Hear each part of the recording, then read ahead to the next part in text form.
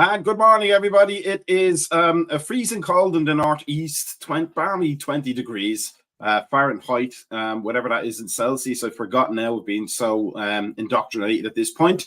But we have Cosy with us today, the two handsomest persons in the entire American Scouser TV universe, to discuss Liverpool versus Arsenal. Cosy, how are you feeling about this game? Because I'm stupidly and annoyingly feeling quite positive about it. So am I, to be honest. I think Arsenal's record at Anfield is poor. I think they're limit. I don't think they've won in the last 10 or 12 visits, and I think they've been on they have been on the receiving end of a few, batterings, basically. For a few 4-0s, if I remember, 5-1, I think. So I'm massively positive, mate. I can't wait for the game. Trisha Carter says, "Come on, you Reds, YNWA, you'll never walk alone." Klopp spent the week encouraging the Anfield faithful to make themselves heard, to the point where he said, if you're not going to be a presence at the stadium, give your ticket to somebody who will. There are occasional complaints that the atmosphere at Anfield can be a little bit down, but when it is up, there have been players that have played for Liverpool and have played against Liverpool who have said there's not an atmosphere like it in the world. Is today going to be a great day for Anfield to show that they really are the 12th man on the field? I don't think you could handpick a better day for this and time for this fixture. 2 days before Christmas, Mad Friday's already happened yesterday, when everyone gets 2 weeks off. It's a 5:30 kickoff. Everyone's been on the ale since 11:30. That ground's going to be bouncing. Like, it's going to be feral, I think. I was a big fan of Jurgen's comments. I get it was more like a rallying call and people took it the wrong way. But Liverpool is a stadium, and we are a stadium that needs a spark. You need to wake us up. You need to give us something. The United game, particularly, they gave us nothing after the first 45 seconds to really get our teeth into. And I was a big fan, by the way, of his press conference for this game, where he said, I've been told now how hard it is basically to give your ticket away, because it's extremely difficult to get tickets, and then it's extremely difficult to give them away. And I'm a big fan of that. You could just see, like, it looked like his head had fallen off in the process. You can only give it to family? What are you talking about? Like, because he's still on the old paper stubs that you still get given. You know what I mean? Yeah. No idea how it works. But I think this is if you can't go for this game, Liverpool chance to go top of the league and get up for a nice time at least, and then the fixtures are kind of generous with the Burnley team and stuff like that, and then Newcastle look poor lately. So Liverpool have a chance here, mate, a really big chance. City's first game back, I think, is Everton away, which is a tough game. Everton, I've watched the Everton game today. They've played excellent. Everton are really unlucky not to be winning right now. It's 2-1. They might pull something back, but Liverpool have a big chance today, mate, and I expect the ground to go nuts. Now, when we talk about sparking and increasing the atmosphere, let's bring on John to increase the atmosphere, which is already at 11, John. So you better be bringing out the big guns here to get us up to 12. Sure. Yeah, for sure. How's it going, boys? Not too bad. How are you feeling about the game today? Worried, scared, all that's the biggest game this season. Kazi shaking his head there. I'm surprised that you're not, man. But yeah, that lineup, talked about it on Friday quite a bit. It's pretty much like for like what we're expecting, with the exception of Luis Diaz on the left. And I don't know if y'all caught the Friday show yesterday. There were if you could be playing a drinking game on that show, on how many times I said beat a man and Luis Diaz, you'd probably be wasted by lunchtime, because the man, he cannot beat a player. And if there's a time where he actually turns things around and actually starts playing like the Luis Diaz of old, it's this game. Because, man, we all agreed in consensus that Darwin probably should be starting on the left with how good he played there against West Ham. So other than the Diaz on the left thing, it's pretty much the lineup I would have gone for, honestly. So let's talk about the lineup. Here we have the Liverpool one. Not a fan of that, by the way. Currently my favorite player right now. I like hard-working players that know they don't have an awful lot of talent, so they just put it about a bit. But Alisson in goal, Van Dijk and Kanate at the back, Alexander-Arnold and Tsimikas at fullback, Endo 6, Szoboszlai Jones. We talked about Jones there on Thursday's podcast. Did a fantastic job during the week. And then Gakpo, Salah and Diaz, as we spoke about up front. Cosy, what do you think of that lineup? Yeah, I would. That would have been the lineup I went with. I know I was a bit of a disagreement off Darwin. I think I wanted Darwin off the bench just because if it is tight with 20 minutes to go, I think he is the sub that you want off the bench. It gives the manager that option more than the Gakpo option, more than the Diaz option. So I love the lineup. I think we all agree that Jones should have kept his place. Yeah, Jones has put in the best midfielder performance in months at Liverpool because our midfield's been a bit wayward with McAllister and Szoboszlai hasn't been up to form and Jones has put that level in. So super pleased with that. I think he makes everyone better in the team again, like he always does. So yeah, mate, I'm super happy with the team. I think as well, it gives Liverpool more options again. Gravenberch is back on the bench, so it gives them that option as well, which isn't nice to have again. Well, Liverpool haven't got many midfield options. Weirdly, like off the bench, you got Elliott and Gravenberch now, but with McAllister, Thiago, and stuff like that out, you're starting to look and go, maybe a little bit threadbare more than you'd like. So, but also we forget as well. I know today's a massive game. Liverpool do play Tuesday.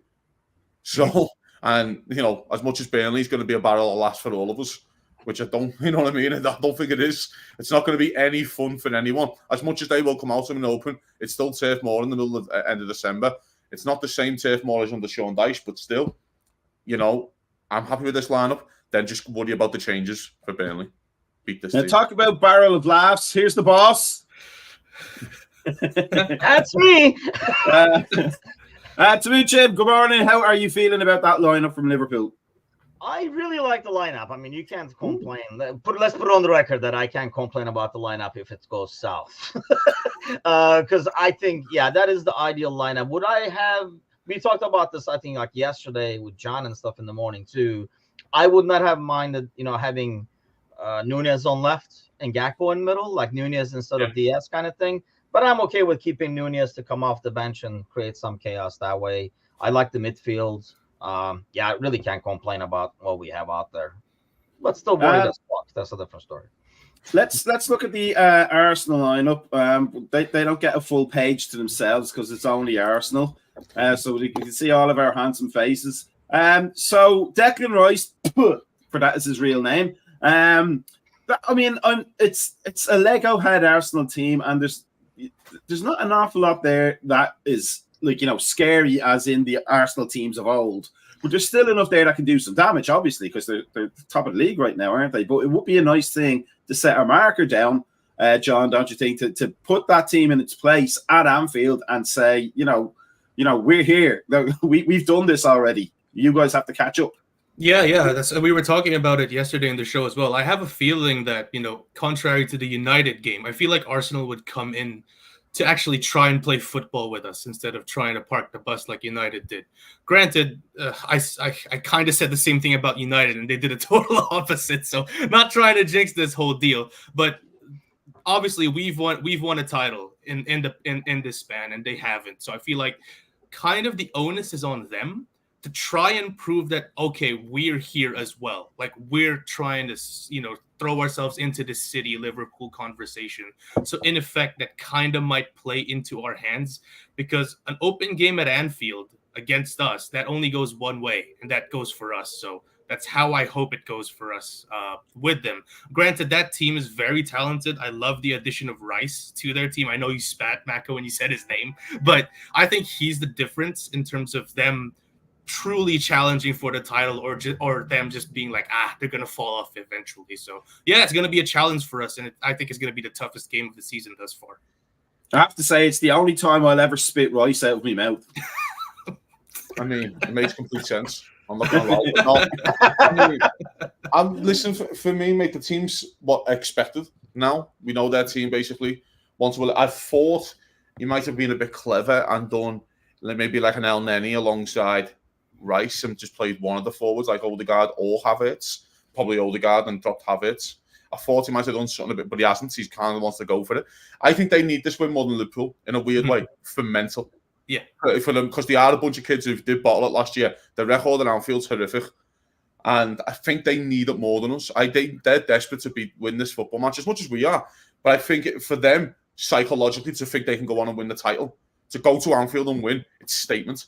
It is one of them when you go, oh, actually, they could actually win the league. Because I don't believe they win the league.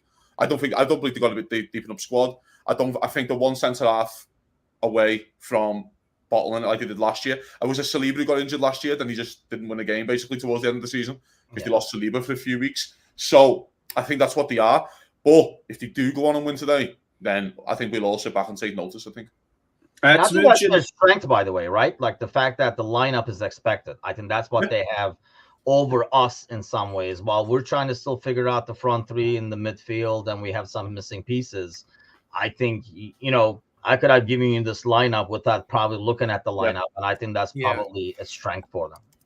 Mm-hmm. So what I was going to say was, on Cosby's point there, is a team of young players who are eager to prove a point, who are quite technical and quite open in attacking, but who may play incredibly frantically in trying to get that first goal, make that statement. Does that play into a Klopp team's hands?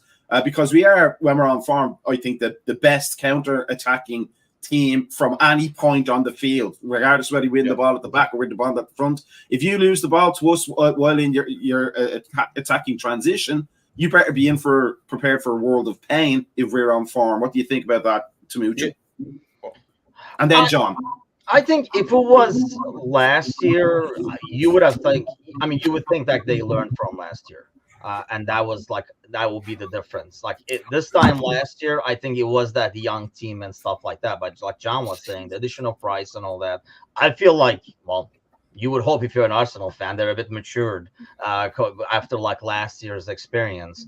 I mean, my main thing when I look at the lineup over there is Martinelli and Saka and what they could do. I do not trust either side of our defense in being able to manage them. And that's probably my main worry. They have a lot, and they've gone for it. Like Ozzy is saying, you look at that lineup, they've gone for it. So will we be able to exploit the space behind?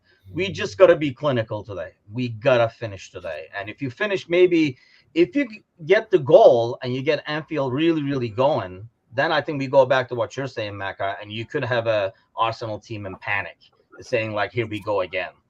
But until then, I don't know. It's pretty worrying. John. Yeah, it's kind of a test of how much they've learned. Yeah, to Tim's point, last year compared to last year, because if you guys recall that first leg against Man City in the Champions League, where they were heavily favored coming in, right? We were still pretty raw in terms of a team then, in terms of what we were trying to build, but we absolutely blew them away. So if Arteta if Arteta was the assistant manager then, if I'm not mistaken, so. That game kind of comes to mind with this Arsenal team. If we're looking man for man, they might slightly edge us out in terms of squad strength. I don't know because he's shaking his head, but Anfield makes a ton of difference. So I can see them as well being cautious. But like I said, the onus is on them, I feel, because they're trying to put their name in the conversation between the Liverpools and the Cities in the title conversation. So I think there might still be a hint of naivety there. And if there is, then advantage Liverpool, hopefully I don't jinx this shit, but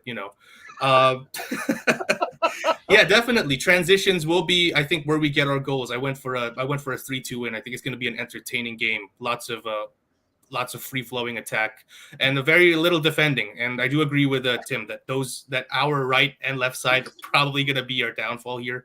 So kind of hope that Diaz and Salah kind of track back to help Trent out there and Szoboszlai as well, because, man, it's going to be a test. So speaking about that, Kazi, let's look at how we're lined up. We would imagine, where do you see the strengths and any other weaknesses apart from the sides? Is Endo liable to be overloaded there in the middle, or does he have enough to be able to at least stall the attacks from Arsenal? Yeah, I think I really fancy us here. When you look at the lineup, I really fancy us. I know I get John's point there about the lineup. I only think about 3 of their players getting our starting 11, and that's not even me. I think in the back 5 only 1 gets in, and I'll give you an argument for Saliba when everyone's fully fit, because Robertson would start, wouldn't he? So you know what I mean. And then Rice, Odegaard, and maybe Szoboszlai, and then Salah definitely starts. So I just don't know. But when I look at our lineup, at least that Jones makes everyone better. I'm sorry, it just is what it is. He is our best midfielder. The complete 180 he's done for some fans is awesome. It's awesome to see because people are having to swallow it and go, yeah, I thought he wasn't up to the level, which is fair, and that's good. That's good to admit, though, isn't it? Because we have another guy on the Friday show who can't swallow it. That he was wrong. But anyway, I digress. I digress. But mate, if they're going to come and get the foot on the ball and take one time, now I'm catching some strays. He's probably preparing for his flight right now, right? But no, mate, listen, I really fancy it. I don't think there's any weaknesses. I think Kostas has been excellent the last few months. Right. He's been really good, and Konate, he's probably the only worry. I've got slight worry because he is a little bit erratic sometimes, and he hasn't really been to the level that we'd really like him to be. That's why Matip was starting over him until, you know what I mean, before his injury. So, but no, mate, if they want to come and try and think they can get 60-70% of the ball, thanks. Please do that. I want you to come and do that. You know what I mean? So, we'll see what happens. So, John and Temujin, here's what I'm thinking. If we look at the Arsenal lineup, Gakpo in there plays almost more like Firmino than he does like a number 9. Like he drops off, he likes to come into the midfield. Will that cause problems for Saliba and Magalhaes? Or is Declan Rice going to be the thing that maybe possibly nullifies Gakpo in that position? Tim, go ahead. I think that's why Gakpo is there, really, because you can see Nunez getting lost in between those two because they're both good center backs. So I think that's why Gakpo is there, and that will open up some space, hopefully, for Diaz to get behind White and Salah to be maybe like one-on-one with Zinchenko and stuff like that. If we can kind of like pull Gabriel out of there and all that kind of stuff. So it really depends on. I think the front three is key to this game. I know we're gonna look at midfield because maybe that's where we're missing the players and stuff, but I really think if Gakpo and Diaz can give us what they're capable of giving us, because I think both teams are going to create and they're going to have chances. It's just a matter of who finishes it. If Gakpo does not have to be the finisher. I think he plays a role similar to what Bobby did in that sense. He creates, moves around, just pops out of like weird places to form like a triangle to set somebody loose and stuff like that. So more than finishing, we just got to be like whoever is getting into the goal situations, whether somebody pushing up from midfield like Szoboszlai and stuff like that, we just got to be clinical, man. I think the one who finishes, I mean, I know it's pretty basic, but the one who finishes more and more clinical will win the game. And I almost feel like if that comes early, we'll win the game handily. Let's hope it's us. John, on that note, how important do you think it will be, or rather, how do you think the game will come down to the performance of the goalkeepers? If the game is going to be that open, will it essentially come down to Raya versus Alisson? And in that sense, do we have the advantage? Yeah, we do. And you brought this up last week, Maka, in the post-match show. We didn't test. No, I didn't. You didn't? I don't even know what you're going to say. I'm just arguing for clickbait. I'm just arguing for clickbait. Well, somebody start yelling randomly. Last week we did test Onana enough. Shaky goalkeeper, we didn't test him enough. I feel like Raya hasn't done enough to establish himself as Arsenal's clear number 1. So I feel like we should be doing the same here. Open game definitely serves us well, as much as it's not good for the heart, right? Seeing Alisson with those one-on-ones, he's the best in the world at it. So yeah, definitely an advantage for us. And like I said, I'm leaning towards that side of Arsenal trying to play ball with us. And if that's the case, then we have the best goalkeeper in the world to clean up any mistakes we have. So I'm not worried on that front. Kazi, Jabo, for that is his name, scored during the week. Looked like he was back to his he found his range. I think that's what we used to say in the old days about the midfielders with the long shots. Will that be an encouraging thing for him, and will that spur him on to maybe get more control of a game? Or, as spoken about earlier, will his game be taken away from if he has to come back and cover Alexander-Arnold too much? I don't think he's going to start that side. I think Szoboszlai will start on the left-hand side, and I think Jones might go on the right. I know. I don't know why. It's just something I've got just a little feel in the back of my head. I feel like with Zinchenko, he bombs on a lot more than Ben White does. And him cutting into midfield. And I quite like the idea of Jones just being a little bit more clever and a bit more cute around him and letting him more to think about. But going back to Szoboszlai, he needed that performance badly. But it comes back to, again, I said it all the time, I don't think Szoboszlai and Gravenberch work together. I think it's one or the other, and you need a balance, and Jones is the balance. He is the foil for one of them to go and express. You know what I mean? But he needed that. You could see in the celebration. You know what I mean? That was a big game at all. And he just looked like it was just like relief that he, you know what I mean? Like he contributed. He probably knows himself. He hasn't been up to his level that he wants to be at. So, but again, you're playing against a team here who are very good defensively. No one's arguing. But you are playing against Havertz and Odegaard, who will try and cheat a bit. So you will get opportunities in midfield where Jones can let the ball back and give it to you, and you will get that space because they do allow that space for you. So maybe you can find another one, and I don't know. You know what I mean? But he's got it in the locker. We've all seen he's got it in the locker. I just prefer him to do it once or twice a game instead of like 7 or 8. Sometimes, and you're like, just fucking relax a second. Pass the ball again. You know what I mean? You're 42 yards out. Just relax. You know what I mean? But now he needed that performance badly on Wednesday. I think we all needed it as fans, to be honest. And the players, I felt like we all needed that. We all needed to see a really good. I can't remember the last one when we really put a dominant performance in. Like when we go, oh, we were the better team for 90 minutes and no one got close to us. So that was the first time, probably since like the Villa game at home, maybe early on in the season. So super pleased me for them. I think West Ham needed it just as much, given what they did this morning to Man United. Yeah. Which was fantastic to wake up to. Just talking about players that aren't on the starting 11 right now. Let's look at the bench. Kelleher obviously in goal, but we have Gomez, who's reliable. He doesn't pull up any trees, but he's definitely reliable. Núñez and Elliott and Gravenberch. And Kwanzaa, if needed, we are in fine fettle, aren't we, in terms of what we can do from the bench to possibly change the game if needed, especially with Núñez. As much as we can talk about his misses, etc., coming off the bench against a tired technical team, he does cause an awful lot of chaos, doesn't he? And that's his strength, probably. That's what that's why I like him off the bench as opposed to starting to come into it's higher center back duo as opposed to trying in the beginning. The biggest thing over there that you can do if things go south or you're chasing the game or something like that is based on Gomez's form. You can bring Gomez in, and that's why you push Trent up to end those spots and you become more attacking. The danger with that in a game like this is you don't want to do that too early because Arsenal is not West Ham or Crystal Palace or somebody like that. They can really kick your ass and take advantage of Trent being at the 6.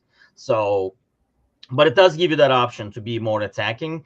And also you can probably bring Núñez in and somehow keep Gakpo, maybe bring Gakpo back to midfield or something like that. I don't know if Jones was going to give you 90. That was one thing that I was not that happy about the West Ham game is I didn't want him to go full 90 because I feel like Kazi says, you need him in this game because he is the balance. So I don't think he goes 90 minutes. So either the gravy train, John's boy comes in at the end, or if we're chasing the game, that's when I think Núñez comes in and maybe Gakpo slips into Jones' spot.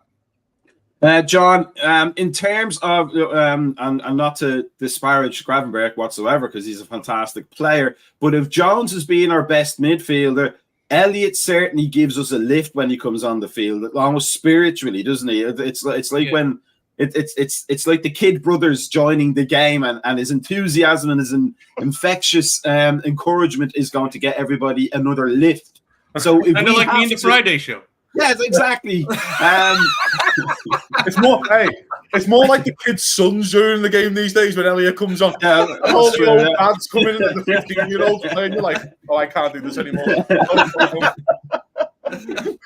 But it does give, if we have to change the pace of the game, having Núñez for the chaos, having Elliott for the enthusiasm, and then having, Gomez for the reliability to steady things at the back a little bit. It's really a good formula if needed, and hopefully we don't have to, but it's really a good formula to have off the bench that we may not have had last season, say. Yeah, even with our injuries, we still have a pretty good bench. And you didn't mention Gravenberg there. I noticed, Mac. He's still a pretty decent player, I feel. No, he's a great player, Yeah, but he does what Szoboszlai does, that's not really. That's what I'm saying is these players give us a little bit like another mile an hour, so to speak, of speed. Right. If he's ever going to come in, I feel like it's going to be a like-for-like replacement for Szoboszlai, and an Elliott would maybe come for a Jones. So essentially, we're not going to be losing what we have from those two players, and the balance is kind of still there. So yeah, I'm confident as well in that if ever things get into a hole, which hopefully doesn't, we still have whatever is needed off the bench. Like Nunez, now that everyone's mentioning it, it's really appealing to see him probably come off the bench against a tired Arsenal back line, as much as I hate on Diaz. So yeah, probably could not go wrong, with those options off the bench. And being at Anfield, these guys have an extra gear, and that helps a lot, I feel, especially the likes of Elliott, those energy guys that come in. Anfield's gonna take them probably past gear 6, so it's gonna be helpful. And then just for your benefit, John, and for Kazi, Gravenberg is not a bad player at all. It's not that we don't want him on the field. He's not, Christian Poulsen or Paul Konchesky or anything like that. But he's almost more like your intellectual substitution, isn't he? He's more like you need to change something technically or tactically. He's your tactical guy. If he does come on, he's going to give us something, but those other players, they just have some sort of wildness about them that causes more panic in the other teams than maybe Gravenberg does. Is this a game, do you think, that we're going to have to make a change, or is the summary of the game going to be done in the first 60 minutes? Yeah, it's a good question, mate. To be fair, I was trying to get in the right headspace mentally for this game. Then you just mentioned Christian Poulsen, and then my head fell off again. It is Christmas. I was just being generous to the lad. Nah, mate, listen, the options there for the manager for the first time in years. We say this all the time. Liverpool have got like 7-8 injuries, and we still have quite a few options off the bench who are very reliable for the first time that I can remember. If it's not going right, it allows the manager breathing room. It allows him space to do things. Gakpo's so important because he can play 3 positions. Nunez looks like he can play 2 positions again. So it gives the manager that option. Gravenberch can play 2 or 3. Elliott's the same. So these lads are so important for us. But I think it's going to be a tight game. I don't think it's going to be as end-to-end as John thinks and stuff like that. I think he's going to come and try and stink the place out for 20 minutes. I think it's going to be like playing against Burnley for 20, and they'll just try and they'll look at the United game and go, we'll do that for 20, calm the crowd down, get the crowd a bit frustrated, and then we'll kick. I don't think they're going to come out and go all guns blazing from minute 1. If they do that, it's something that you really don't want to do at Anfield. So I've got a feeling so it might be a change towards the end that might win the game. Because there's also a part of this conversation which no one's mentioned. If it's 0-0 on the 70-minute mark, Arteta takes it. So there's another part of that with Arteta goes, you know what? We're still a point ahead. We've been to Anfield. Let's go from there. Yeah. So there is that part where Liverpool might have to win the game. Liverpool have to probably win the game. As much as I still think it's important for Arsenal mentally, but in terms of points, the manager shouldn't think like that. The manager should think on the 70, getting a point from Anfield's a great result. That's what the manager should. Do you take a risk, you think, if it's the 70th minute, we're tied? Do you take a risk that's going to cost you the game? Or I don't think Arteta does. You know what I mean? I don't think Arteta does, but I think Klopp does it. I think Klopp does it because of Anfield and what that could do for Liverpool. Because don't forget, we're still new for this team. He has no idea about the squad of players, our manager. He has no idea what they are right now. You can see that anyway with the subs, with sometimes the selections, and he says we're brand new. And he keeps saying in his press conferences that we are further ahead than what he thought. So he might go, you know what, but if I get this win, then the lads going into Burnley just might be on another level. Then the confidence kicks in. And you might be able to, in a weird way, sneak a title in a weird way because it wasn't a part of the plan. Do you get what I mean? This was not a part of the plan at the start. When Liverpool in 13-14, when we nearly win the league, that we just snuck into the race. It looked, I think we beat Everton 4-0 the end of February, start of March, and we went above Everton that day. And we fit like we went into 3rd. And you're like, oh, before you know it, we're in title race and you might sneak something. Where the manager, I think that's why it's so important Anfield, Tim. If this is at the Emirates, the manager takes 0-0 all day. All day if this is at the Emirates. But at Anfield, we spoke about this before, we spoke about it with the City game. You have to take 4 points off your rivals at least. You have to. So Arteta might go, I'll take 0-0 and beat you at the Emirates and go from there. Do you know what I mean? At the same time, I know and I agree, and I know we're going to wrap up, but I wonder also, does Klopp think, hey, being a point behind going into the break, let's say in January, is not too shabby because, like we just said, we didn't even have to look at Arsenal's lineup. We could have probably scribbled it down. Yeah. Whereas we're still, if he says, while we're coming together, we're only a point behind, I'll take it, as opposed to rolling the dice, getting a goal on the counter or something stupid, and falling 4 points behind. It'll be interesting. Like I said, I don't know. I personally don't know which way he would think. I know I would more think I'm okay with a draw, 1 point behind, as we're building with all the people that we're missing. They have not really been hit with the injury bug as hard as, we have or City has and stuff like that. So I don't know. I would take being a point behind going into the break. I don't know. Klopp would. The only thing I'd say on it, right, and I agree with what you're saying there, is that what I've learned under these City title races, stop relying on the other teams to beat City. You beat City. But this is Arsenal. Do you know what I mean? But I've learned that from the City games. Yeah. We sat there, mate, in 18-19 for 14 games and we won the last 14 or 15 games on the bounce. Yeah. Why can't we beat City? Forgetting that we lost to them in the January. Do you know what I mean? Yeah. So it's like, if you want to win the league, you've got to beat the teams around you. So I think the manager would roll the dice, I think. Before we go on to score predictions, it's important that everybody who's watching us and who will watch us and who has watched us follows us on our social media, liking and subscribing and smashing that like button, as Vickler says, or tapping it gently, as we say on Thursday, because we have the technical issues and we don't want to break our keyboards. And on our Facebook and Instagram and X, formerly known as Twitter, follow us all. We've such fantastic content these days, except any show that I'm on. But we're getting there. To not be a major rival at home would be costly and a wasted opportunity. So on that note, we'll go from John to Tamucha to Cozzy. John, what is your score prediction for the game? Still sticking with yesterday, 3-2, open game. I think we nick it at the end, probably off a counter or something. So 3-2 for me. Tamucha, are you going for your traditional? Nah, I have a feeling of a 2-2, just like Sparky is saying there, but I will be the optimist and I'll double up on the 3-2 there. Come on. And this is the only optimism you'll get from me in this pre-match, people. This is why I'm the Elliot of the Friday show, by the way. Someone needs to balance out Tim's pessimism over there. Sparky Parky says 2-2. Cozzy, what say you? 2-0 Liverpool. I think it's going to be tight and horrible. But like the West Ham United game today, where they just scored 2 dead quick towards the end and win the game 2-0, I've got a feeling it could be something like that. I'm going to stick with my Thursday prediction, which I believe was 4-0. I think, or 4-1. I think it was.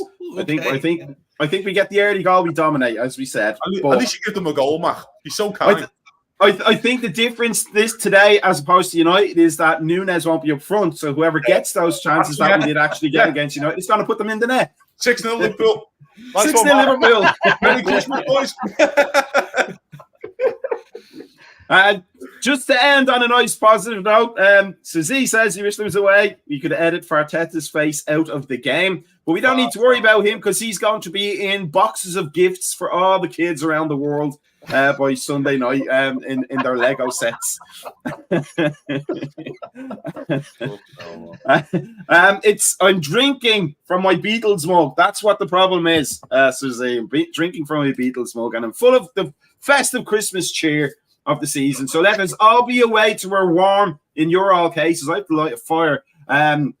Sofas and dens and living rooms and watch Liverpool do their thing against Arsenal. We'll be back for the post-match about 15 minutes after the conclusion of the game. Gentlemen, thank you very, very much. Enjoy the game, and we will talk to everybody soon enough, and hopefully my prediction will come true, because then I will truly be the Santa Claus of ASTV. So peace out to everybody. Enjoy the game. Here's the 70s porn.